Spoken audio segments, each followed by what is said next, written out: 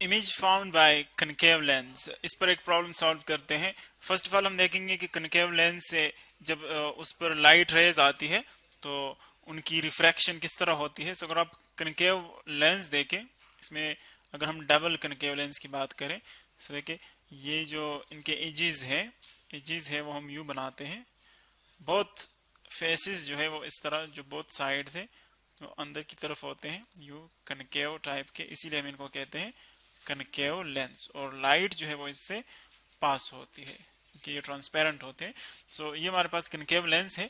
अब अगर आप इसके सामने कोई ऑब्जेक्ट रखें, किसी भी पोजीशन पर ऑब्जेक्ट रखें, ये है, आप इसका सेंट्रल पॉइंट ले लें, यहाँ से एक स्ट्रेट लाइन पास करते हैं, इसको हम प्रिंसिपल एक्सिस कहेंगे। ये आ गए हमारे पास प्रिंसिपल एक्सिस। अब अगर आप इसके सामने किसी भी जगह पर, किसी भी पोजीशन पर ऑब्जेक्ट रख के, फॉर एग्जांपल ये एक पोजीशन पर मैं रखता हूँ, एक ऑब्जेक्ट है ए बी, इस कनकेव लेंस के सामने हमने इसको रखा है, तो देखिए अगर इससे कुछ रेज हम कंसिडर कर लें, सो कनकेव लेंस की प्रॉपर्टी ये है कि जब इसके ऊपर रेज आती है, रेज, तो ये क्या करती है, उसको कन्वर्ज कर, सॉरी डाइवर्ज करती है, यानी मुख्तलिफ डायरेक्शन में उसको यूं बखेर देती है। इसको हम कहते हैं डाइवर्जिंग लेंस, यानी इसको एक खास पॉइंट पर फोकस नहीं करती बल्कि मुख्तलिफ डायरेक्शंस में वो रेस को डाइवर्ज करती है। इसी तरह अगर आप कोई दूसरी रे कंसिडर कर ले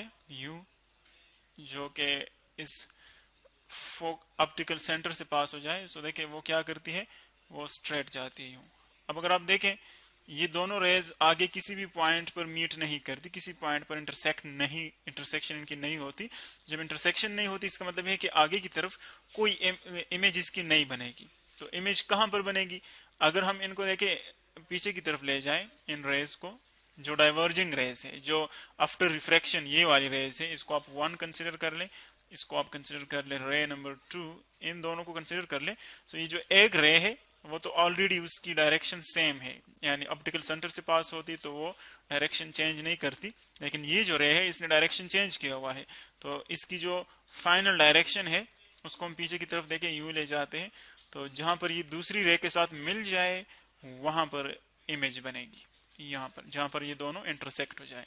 तो आप देख रहे हैं कि यहाँ पर इमेज बनेगी, क्योंकि प्रिंसिपल एक्सिस से ऑब्जेक्ट भी ऊपर है और इमेज भी ऊपर बन रही है। इसका मतलब ये है कि ये इमेज क्या होगी, इरेक्ट होगी, इरेक्ट इमेज, यानी सीधी होगी, उल्टी इमेज नहीं बनेगी, इरेक्ट इमेज बन गई। अब हमें इस तरह का एक सिचुएशन गिवन है और हमने प्रॉब्लम को सॉल्व करना है।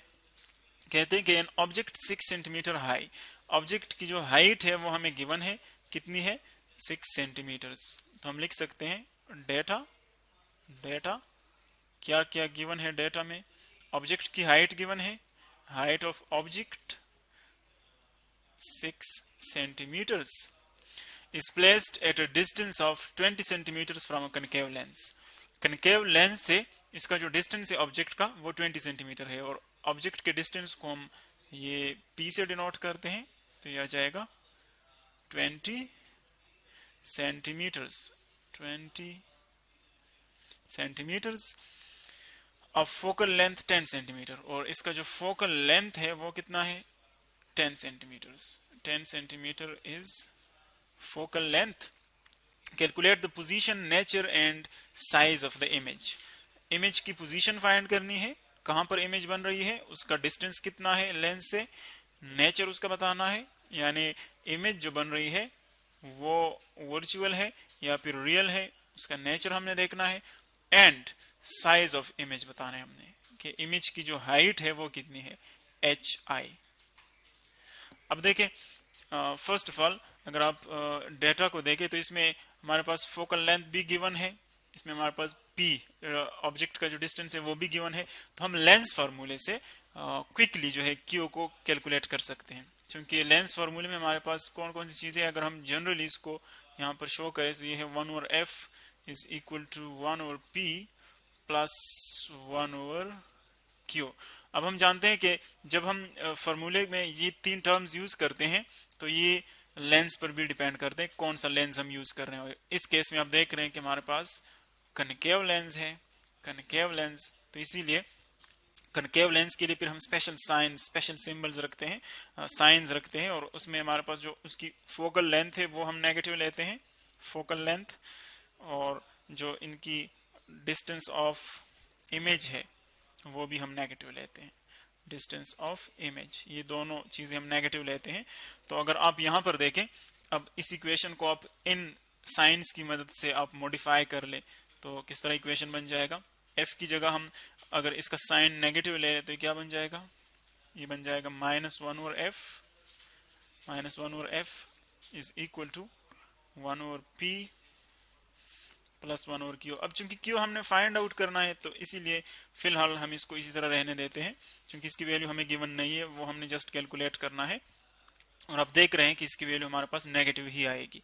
और इसी तरह अगर हम क्यू फाइंड कर रहे हैं तो पी को आप इस साइड पे ले जाएं, पी को जब आप यू वहां पर ले जाते हैं तो इस साइड पे हमारे पास जस्ट 1/q रह जाएगा, उस साइड पे आ जाएगा -1/f, और ये वहां जाकर ये भी माइनस बन जाएगा, तो ये आ जाएगा -1/p। अब इनमें जस्ट आपने वैल्यूज पुट करनी है। अब देखें फोकल लेंथ हमें गिवन है, वो है कितना है, फोकल लेंथ अगर हम डेटा से देखें सो f हमारे पास है 10 और p का जो डिस्टेंस है वो है 20। सो इनमें आप जो वैल्यूज है वो जस्ट इंसर्ट कर रहे हैं, f 10 है हमारे पास, सो ये बन जाएगा 1/q is equal to f की वैल्यू है 10, सो ये बन जाएगा 1/10 -1/p की वैल्यू गिवन है वो है 20।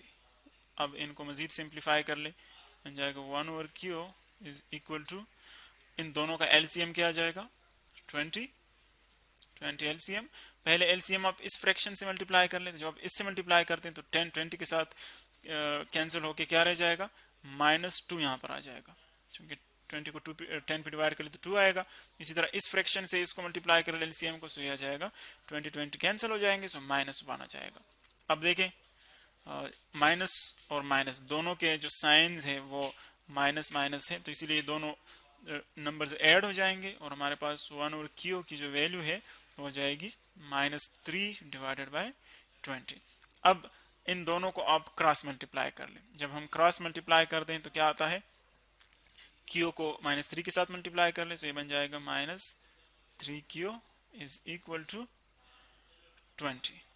अब चूंकि हमने q कैलकुलेट करना है, सो -3 पे आप बोथ साइड्स ये मैथमेटिकल ऑपरेशंस परफॉर्म कर लें, ये -3 और ये -3 कैंसिल आउट हो जाएंगे, और जब आप q को -3 पे डिवाइड करेंगे, सॉरी 20 को -3 पे डिवाइड कर ले, तो इससे हमारे पास आंसर आएगा -6.66 सेंटीमीटर्स। ये हमारे पास जो इमेज की डिस्टेंस है लेंस से वो इतनी आ जाएगी।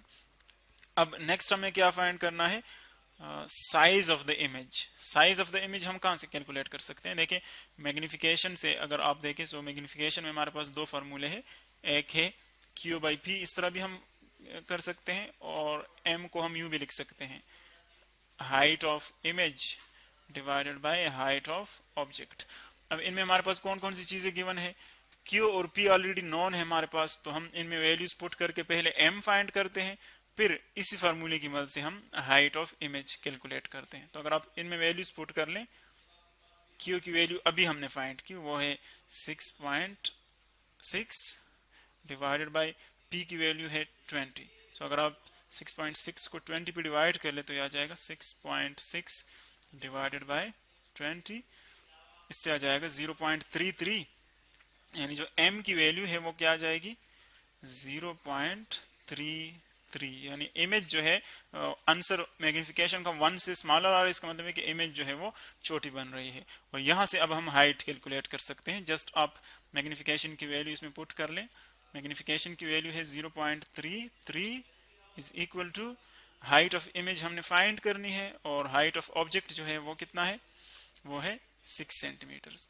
तो अगर आप 0.33 को 6 से मल्टीप्लाई कर ले, चूंकि हमने ये फाइंड करना है ये टर्म, तो 6 को बोथ साइड्स मल्टीप्लाई कर ले, 0.3 से ये मल्टीप्लाई हो जाएगा, सो ये क्या आ जाएगा 6 इससे मल्टीप्लाई कर ले, सो ये आ जाएगा 1.98, या अप्रोक्सीमेटली आप 2 लिख सकते हैं इसको, यानी जो हाइट ऑफ इमेज है वो हमारे पास आता है 2 सेंटीमीटर्स। और इसकी इमेज हमेशा क्या हमारे पास बनती है, वर्चुअल, जो कनकेव लेंस है उनकी इमेज हमेशा वर्चुअल बनती है।